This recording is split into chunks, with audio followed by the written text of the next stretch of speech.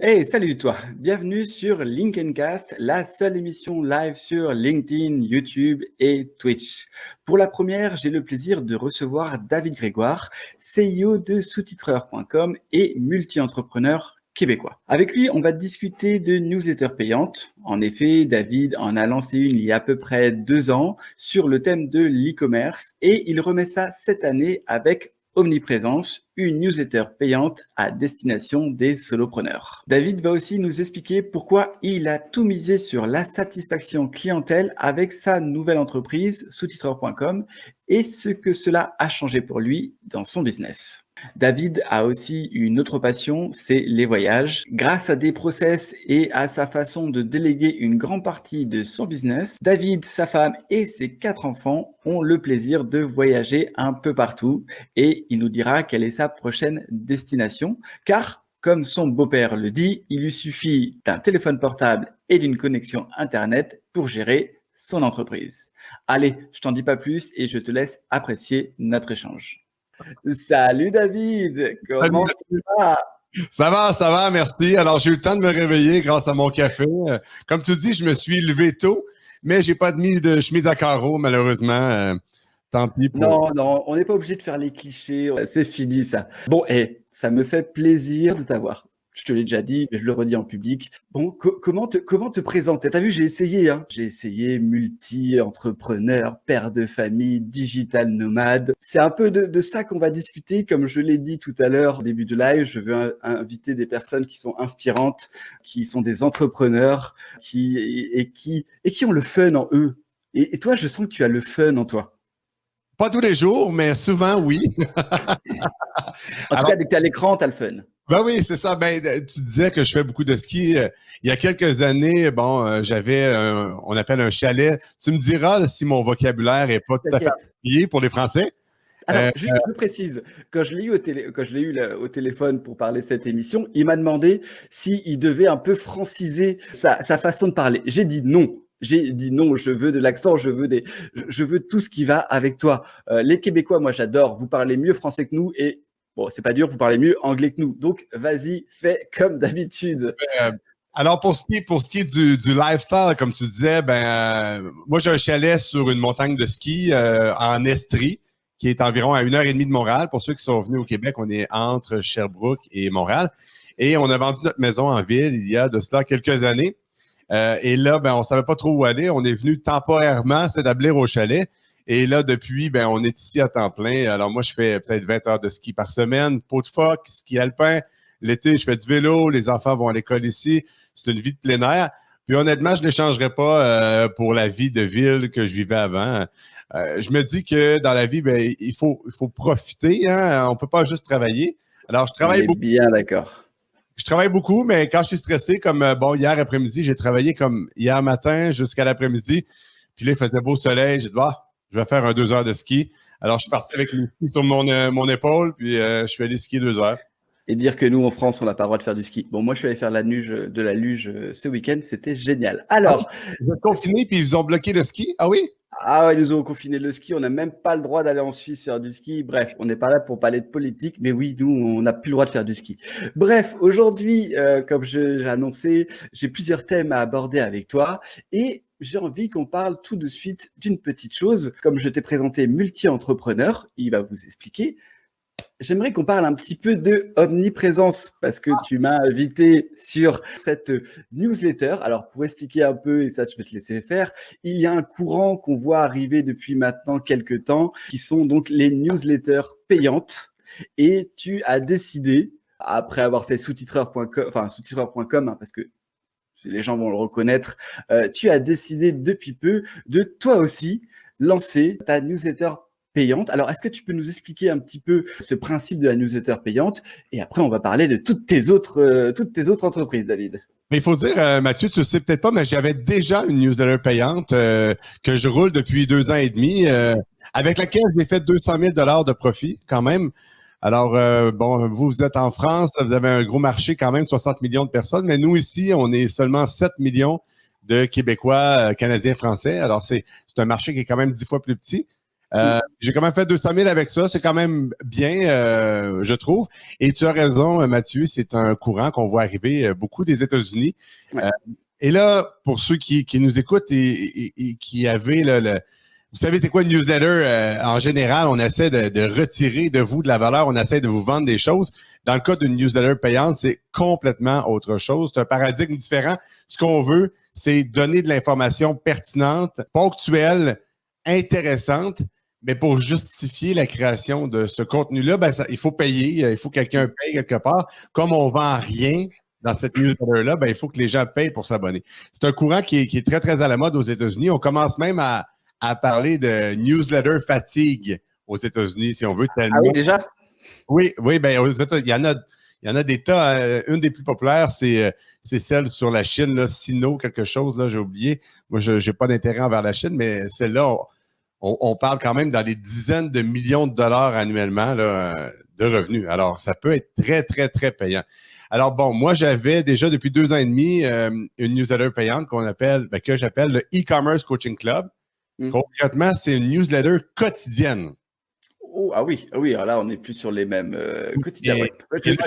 J'ai écrit 400 éditions de cette newsletter-là avant d'arrêter, mais elle est encore disponible. Alors, les gens qui s'abonnent aujourd'hui paient entre 1 à 3 dollars par jour. En passant, 1 euro, c'est 1,55 $ canadien, juste pour que vous puissiez faire la conversion. Donc, vous êtes 1,5 fois plus cher que nous. Oui, j'ai remarqué. Oui, je peux te dire que ces temps-ci, je le vis, le taux de change, on en parlera sûrement tantôt, là, mais alors bon, le e-commerce coaching club, c'est 1 à 3 dollars par jour, puis les gens reçoivent un truc à changer sur leur site web ou sur leur campagne de marketing à chaque jour. Alors, ça fait 2 ans et demi que je roule ça environ. Les gens qui s'abonnent aujourd'hui reçoivent la première édition, puis le lendemain, la deuxième, etc., jusqu'à la 400e édition. Et c'est quand même... C'est un modèle d'affaires intéressant. Là, pour ceux qui nous écoutent, là, si vous cherchez, vous êtes un solopreneur, vous êtes un PME, je ne sais pas si c'est quoi le terme en France. C'est ça, PME, entrepreneur. Et si vous cherchez à générer un petit peu de revenus là, on the side, comme on pourrait dire, là, sans trop d'efforts, c'est un projet intéressant à lancer parce que vous êtes capable de faire la rédaction vous-même ou vous pouvez le faire par votre équipe. Puis, tu écris en avance ou tu l'écris toi-même tous les jours? Bon, pour ce qui est du e-commerce coaching club, les gens voulaient vraiment avoir mon knowledge à moi, à David Grégoire. Alors bon, ça, c'est moi qui l'ai écrit. Par contre, pour Omniprésence, là, je suis allé all-in, puis j'ai embauché full-time un rédacteur. Alors, c'est un gars qui sort d'université en marketing, qui aime le marketing, mais vraiment, là, il ne vit que pour ça. Alors, il passe 15 heures de recherche pour écrire une édition. Et là, on fait 2 éditions par semaine, alors il travaille temps plein pour ça. À date, ça va quand même bien, je trouve, mais c'est sûr qu'il faut amener ça à une autre étape. Mais moi, je trouve que c'est un projet intéressant parce que c'est du recurring revenue. Alors, contrairement à quand on vend un produit, généralement, on vend un produit une fois, puis bon, si le produit expire après 1 an, on le revend à nouveau. Tandis que ça, c'est du revenu récurrent, mensuel, prévisible. C'est pour ça que ça a beaucoup de valeur. Bon, merci. Vous avez vu, ça fait déjà 5 minutes, il nous parle déjà d'une newsletter qu'il avait avant, une newsletter qu'il avait maintenant. Moi, si je l'ai connu, c'est parce que c'est le fondateur de sous-titreur.com. Si tu devais te présenter un peu, David Grégoire, parce que j'ai fait un peu mes recherches dernièrement sur toi et je t'ai présenté comme un multi-entrepreneur. Tu entreprends depuis quand? Quel a été ton parcours? Alors, on va pas en discuter 20 minutes, mais si tu devais faire un petit résumé de qui est David Grégoire. Alors, en disons 30 secondes, j'ai eu ma première entreprise à 16 ans quand j'étais au secondaire. Vous appelez ça le lycée, je crois, mais en tout cas. C'est ça. Où on faisait des t-shirts et des casquettes. Et mon partenaire de l'époque roule encore plus de 15 ans plus tard, là, même bientôt 20 ans, l'entreprise. Ensuite, j'ai eu un bed and breakfast au centre-ville de Montréal, communément appelé Chambre d'hôte, je crois, pour vous. J'ai l'appeler comme ça. J'ai eu une boîte de web en même temps. Et ensuite, j'ai eu l'emploi qui m'a positionné, si on veut, sur le marché québécois. J'ai été vice-président technologie chez Voyage Arabais. Vous savez peut-être pas c'est quoi Voyage Arabais, mais c'est la plus grande agence de voyage au Québec. C'est l'équivalent de votre Nouvelle Frontière, si on veut. Dans un marché de 7 millions, on vendait pour 100 millions de dollars par année sur Internet. Et Ça fait rêver, là. oui, ça m'a permis de... Ben, malheureusement, je n'étais pas propriétaire, Ouais. mais ça m'a permis quand même de tout tester en marketing numérique. J'avais un budget illimité, une équipe de 5 à 13 personnes, dépendant des années. J'étais là quand même 6 ans. Et là, j'ai vraiment tout essayé. Là. Écoute, du email marketing, j'ai fait des choses complètement folles. Et ça m'a vraiment positionné sur le marché, puis ça m'a permis aussi d'expérimenter énormément. Alors, par la suite, j'ai lancé une compagnie qui s'appelle Monsieur E-commerce. Et c'est encore cette compagnie-là que je roule aujourd'hui, que j'opère avec différentes branches. Alors, à la base, on a la photographie de produits. On a un service de photographie de produits pour le commerce électronique. J'ai 2 applications iPhone, une application iPhone de photographie de produits que je vends beaucoup à l'international aussi, la newsletter payante, mais là j'en ai une deuxième newsletter payante, et j'ai Sous-titreur que j'ai lancé dans le milieu de l'année 2020 environ, là, autour du 1er août, on a lancé Sous-titreur, puis c'est comme ça que Mathieu et moi on s'est connus. Exactement. Mathieu qui trouve que le sous-titrage de ses vidéos est de l'art, une forme d'art, c'est ça? Mais alors, effectivement, et tu as raison de le souligner, je mets beaucoup d'importance aux sous-titres de mes vidéos parce que j'aime bien que ça soit bien calé avec ce que je dis, que ce soit assez gros parce que voilà, et ça on va en revenir juste après. Je pense avant tout à mon audience et je sais que de plus en plus de personnes regardent les vidéos sur leur téléphone et quand on a les tout petits sous-titres, un peu les points SRT qu'on peut retrouver sur YouTube, les choses comme ça, je trouve que c'est mal adapté et donc effectivement c'est comme ça que je t'ai connu parce que à un moment j'avais pas mal de clients et donc j'avais pas mal de sous-titres à faire. Mais comme tu le dis dans une de tes pubs, les sous-titres, c'est de la merde. Hein, c'est long, je le dis aussi, c'est chiant. Mais pour moi, c'est obligatoire de sous-titrer aujourd'hui des vidéos sur les réseaux sociaux. Et toute cette émission voilà, va être découpée. Il y aura des sous-titres, vous inquiétez pas, pour ceux qui ne veulent pas mettre le son. Donc effectivement, je t'ai rencontré comme ça et j'en ai discuté avec d'autres et j'ai été un petit peu pointilleux avec toi. Et c'est ça que je voulais parler un petit peu avec toi, parce que j'ai vu que hier, tu as fait un post, parce que je vous le dis à tous, aujourd'hui, David est une personne en or quant à la satisfaction de ses clients. Et ça, je sais que tu en as fait un post hier. Tu vois, je te dis, j'ai fait mes recherches, j'ai préparé l'émission. Tu le dis toi-même, c'est ta première entreprise où tu as fait un petit peu le Jeff Bezos et tu t'es dit, c'est satisfaction client avant tout. En gros, pour vous expliquer, j'avais un client qui était lui aussi pointilleux sur ses sous-titres et j'ai dû envoyer 4-5 versions différentes à David et à chaque fois, il reprenait tous les sous-titres avec plaisir. Sans râler. Et au contraire, il m'a dit quelque chose d'important. Il m'a dit, ne t'inquiète pas, Mathieu. Moi, ce que je veux, c'est que ton client soit satisfait à 100%. Et je peux te le dire, il a été satisfait à 100%. Et ça m'a rien coûté de plus. Explique-nous pourquoi, quel a été pourquoi ce changement par rapport à tes autres entreprises et pourquoi là, tu t'es dit, voilà, satisfaction client avant tout. Quand j'étais chez Voyage à rabais, où on vendait pour 100 millions en ligne, c'était le volume de vente qui comptait. C'est un modèle d'affaires basé sur le volume. Alors, le client, il lit les termes et conditions ou il les lit pas, c'est un peu son problème, là, si on veut. Alors, il y a beaucoup d'entreprises qui fonctionnent comme ça, surtout des entreprises qui sont un peu plus vieilles, généralement. Ils peuvent se permettre de traiter des clients comme des numéros, si on veut. Alors, moi, j'ai été dans cette école-là, l'école où les ventes comptent, la satisfaction de la clientèle viendra après. Et là, pour Sous-titreur, j'ai lancé ça, je pensais même pas le commercialiser, by the way, hein, je tiens à le préciser. J'ai lancé ça comme side project parce que j'avais le besoin moi-même, je fais beaucoup de vidéos comme toi, Mathieu, puis d'écrire des sous-titres, ça me fait chier. On va se dire des vraies choses. Et là, je me suis dit, bon, ben, je vais faire un service de sous-titrage, un peu comme Rêve aux États-Unis, qui le fait en anglais seulement. Alors moi, je me suis dit, je vais le faire en français pour moi et mes amis, puis bon, c'est tout. Et finalement, je me suis fait un peu avoir par la popularité de sous-titreur. Et là, j'avais tellement de plaisir avec le branding, comme tu as dit tout à l'heure, là, tu vois le fond vert. Bon, ah ouais, moi j'adore, moi. J'ai des autocollants, etc. Bon, je m'amuse beaucoup avec le branding. J'avais tellement de plaisir, puis c'était tellement un projet qui, pour moi, était un side project, que je me dis, ben, pour celui-là, je vais tester autre chose. À place de me concentrer sur les ventes, je vais me concentrer sur l'extrême satisfaction des clients. Et je dois te dire que ça a tout changé. Vraiment, ça a tout changé parce que les clients reviennent avec grand plaisir. Mais effectivement, non, non, mais moi je trouve ça super et c'est aussi pour ça que j'ai bien accroché avec toi parce que je pense qu'on a la même philosophie et pour en revenir un petit peu à sous-titreur.com parce qu'il y avait une question de Christian. Christian, les sous-titres, et c'est là où tu me parlais un peu du taux de change, sont à 2 $ la minute, mais tu les fais aussi à 2 € la minute. Ouais, ben la réalité, c'est qu'actuellement, notre plateforme de paiement fonctionne en dollars. Alors, je dis, quand je parle aux Français, je leur dis c'est en euros pour qu'ils croient que je me suis adapté à eux. En réalité, vous payez moins cher parce que vous payez Ouais. seulement en dollars. C'est vrai, c'est vrai, c'est vrai. Alors, autre point, moi, qui m'a plu avec ton service, parce que bon, tu le sais, je te l'avais dit, j'avais testé pas mal d'applications d'intelligence artificielle, de retranscription. Toi, aujourd'hui, tu as fait le pari de ne pas utiliser la technologie et de revenir aux bonnes vieilles méthodes de l'être humain, hein, ce qui devient de plus en plus rare.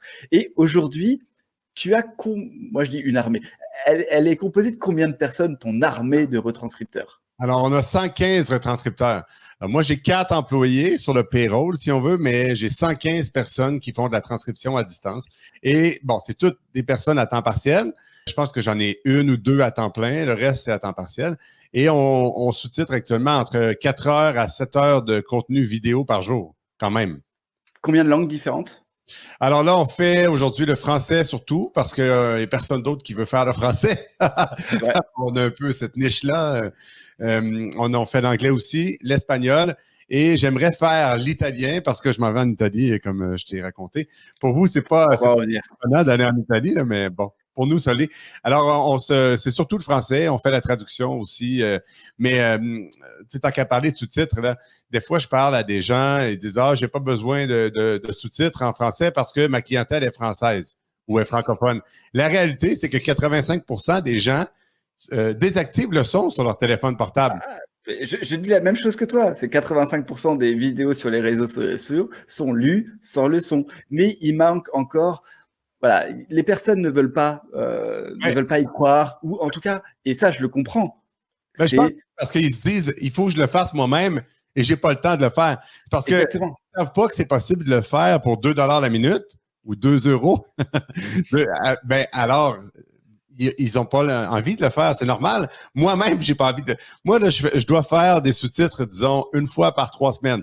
OK? Quelquefois, on a trop de travail, on est à la dernière minute, alors ça arrive que moi, j'en fais, comme tout entrepreneur. Mettons 1 fois par mois, disons 1 fois par 3 semaines. Et j'aime pas ça, faire ça, c'est sûr. Hein? C'est pas agréable. Alors, si il y a quelqu'un qui fait une pub Facebook puis qui ne sait pas que c'est possible de déléguer le sous-titrage à une boîte pour un prix abordable, ben c'est sûr que ça ne lui tente pas de le faire. C'est normal. Ah non, je suis tout à fait d'accord. On est d'accord que c'est pas marrant, mais c'est obligatoire. Alors, je rebondis sur un de tes derniers mots, parce que aujourd'hui, on l'a bien compris, tu as donc une ou deux newsletters, tu as sous-titreur.com, tu as Monsieur Commerce qui fonctionne toujours. Je sais que tu m'as dit, tu as à peu près 3-4 business qui continuent en automatique.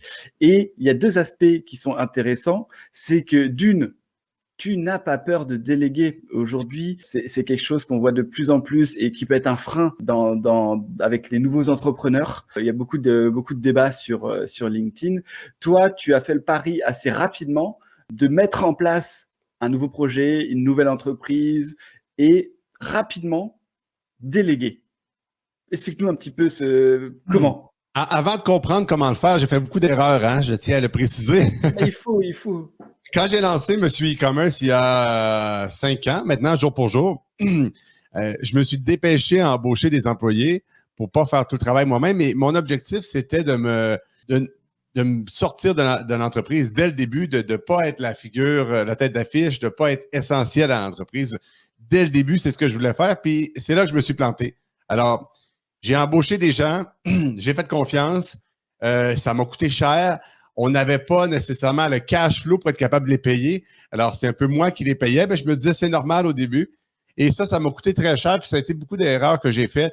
Et là, à un moment donné, je suis arrivé à un point où j'avais plus le choix que de diminuer les tailles de l'équipe et de m'impliquer davantage et de mettre ma face, mon visage sur le brand Monsieur e-commerce. Et là, c'est là que tout a changé. Aujourd'hui, on est dans l'ère du human to human, hein, Mathieu, tu le sais. Ah, tout à fait d'accord. Ils veulent faire confiance à une personne. Alors, en mettant mon visage, ben là, les gens, à place de faire confiance à une entreprise, faisaient confiance à une personne. Oui, tu Alors, as humanifié aussi, enfin, humanisé la communication, comme tu dis. On a l'impression d'avoir vraiment quelqu'un. Et on le voit aujourd'hui avec toutes les nouvelles grandes marques. Quand on pense à à Amazon, on pense à Jeff Bezos. Avant, quand on avait Apple, on avait aussi son créateur. Je pense les gens ont besoin de ça parce qu'il y a eu aussi beaucoup de problèmes et qu'à un moment, les communications étaient trop fades et trop robotisées, ou même ce phénomène où tout le monde allait chercher des images Shutterstock pour les mettre sur son site. On avait l'impression de voir toujours les mêmes sites avec les mêmes acteurs, les mêmes photos. ah, puis même Tesla avec Elon Musk, je vois derrière toi, là, il y a de Elon Musk. Bon, alors oui, en mettant mon visage, tout a changé. Et là, j'ai diminué beaucoup la taille de mon équipe. Je me suis impliqué davantage. Et là, j'ai pu mettre, à mesure que je lançais des projets, j'ai pu mettre des gens en charge de chaque projet. Comme j'ai, par exemple, mon bras droit qui est avec moi depuis 4 ans et demi, qui s'occupe de tout ce qui est Monsieur e-commerce, la photographie de produits, puis il s'occupe d'une des applications. J'ai Camille qui s'occupe de sous-titreurs. Mais je reste là quand même. Je demeure Oui. là. Je suis impliqué. On voit mon visage. Mais je délègue pas à 100%. Je délègue à 95%, juste pour dire qu'il reste un 5% où je suis quand même impliqué puis je peux contrôler. Alors, au service à la clientèle, ben jusqu'à récemment, c'était encore moi qui faisais le service à la clientèle. Aujourd'hui, je le fais seulement quand Camille dort. Alors, le matin, très tôt, moi, je me lève plus tôt. Alors, c'est moi qui fais le service à la clientèle le matin. Sinon, c'est elle. Alors, j'ai été un peu chanceux parce que j'ai pu retrouver cette confiance-là envers mon équipe et leur donner des projets. Ce qui donne des choses intéressantes, comme l'année dernière, je suis allé 2 semaines au Mexique en auto. Ah, Bon, c'est très bien. Tu fais la transition sans que je la fasse, mais effectivement, j'allais dire que tu je suis allé savais. en vacances, tu sais, mais ça, tu pourrais pas faire ça. Un entrepreneur, c'est difficile de partir 6 semaines en vacances.